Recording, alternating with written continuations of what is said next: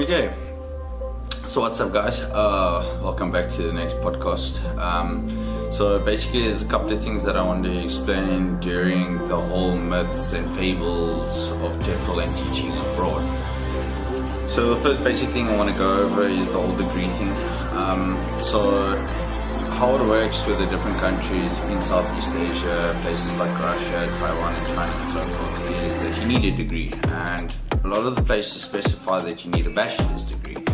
Now, it's not to say that you can't get in with a diploma, but it's a lot more difficult. There are certain things that you're going to have to do if you have a diploma compared to when you have a bachelor's degree.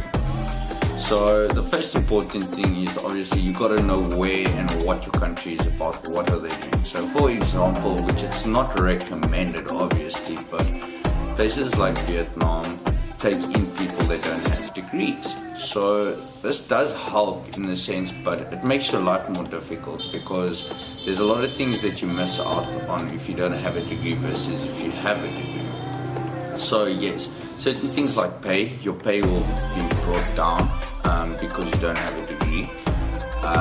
Your visa might change. For example, in Thailand, if you do not have a degree, you will have to basically border hop every 3 months. Yet again, please take note that we do not recommend this. And then obviously things like immigration. Immigration laws state that you cannot work illegally in a country. So there's certain things, yes, you can work without a degree, but to be honest with you, to be on the safe side, I'd rather come over if you have a degree. Okay, so next thing I want to discuss is the scams part. So there's a lot of scams obviously when dealing with teaching abroad. Some guys are charging over 35,000 rand or close to, let's say, $2,000 for you to just come abroad, and then when you get here there's absolutely no company. They leave you in total abyss and you don't know what's going on. So again, please be careful. Go through a reputable company that you know works. So for example, the recruiters, you must know that there's a lot of scams when it comes to recruiters. Either they don't pay you, so you will work for a month and they'll say no, they'll pay you next month, and you work another month and they still don't pay you. So please be careful. And the other thing is you're paying a deposit and you do not get to complete a course. So let's say you have a course that is abroad and they're offering a course in-house or whatever the case might be. And then as soon as you get to the place again, then there's no degree, there's no word of any recruiters, whatever the case might be. So please be careful when it comes to those certain things. Then with the TEFL, you have to have a TEFL. Okay, it's not a degree. Okay, you do not need a degree to study a TEFL, but please, you need a degree when teaching abroad. Yes, there are certain cases like China that if you are fully qualified as a teacher, that you do not need your TEFL. But for the long run, in all the rest of the countries, you need it as it's a form of standardization to know that you can teach English as a second language.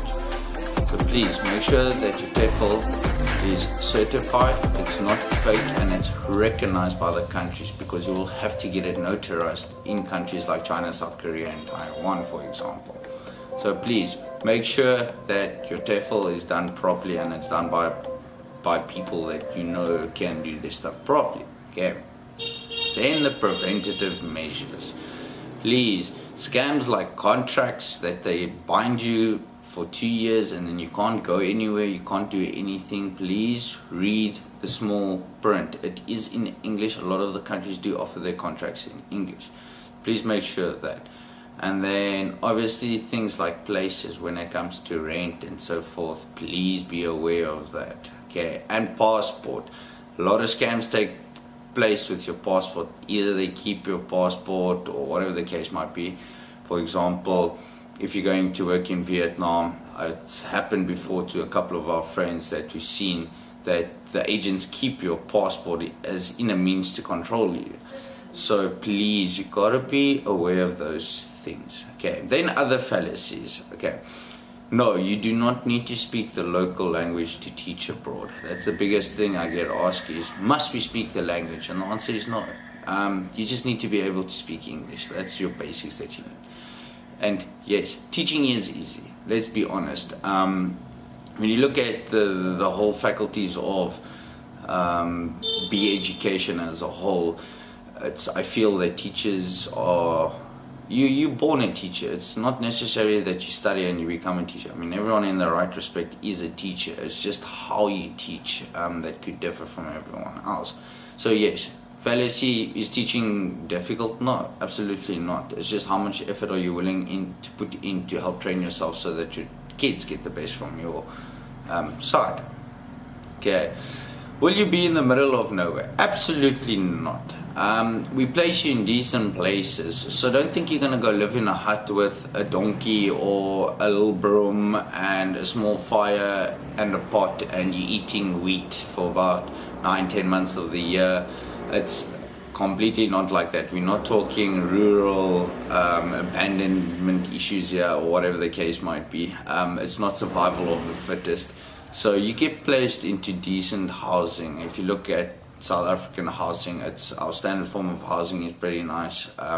So again, all Southeast Asian countries have decent places. You just got to know where to look, and your company should help you with that. If you obviously go through nomadic teachers, we have specific places that we have in the area that we recommend and say, okay, why don't you go live here or whatever the case. So don't worry, you won't be living in a rural area.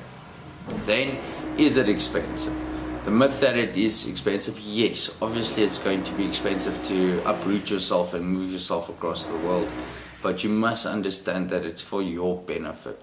Yes, it can be expensive, but it should not, I feel, be more than 20,000 Rand that you should be spending unnecessarily. So it's not too expensive. Then the other myth is, people say that, okay, you're not a real teacher, which I feel is a bit harsh in that sense, because I mean, what are we doing then? I mean, we are qualified, we are teaching. What does it take to be a great teacher?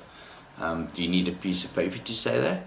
So very difficult on those lines as to, are you a real teacher and are you not a real teacher? But yes, absolutely you're a real teacher. You have to give these kids the English education. So yes, I think that's it.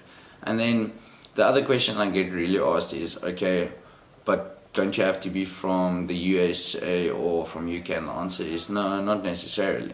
There are other native speaking English speaking countries like South Africa that are included in the list. So no, you don't have to just be from those countries.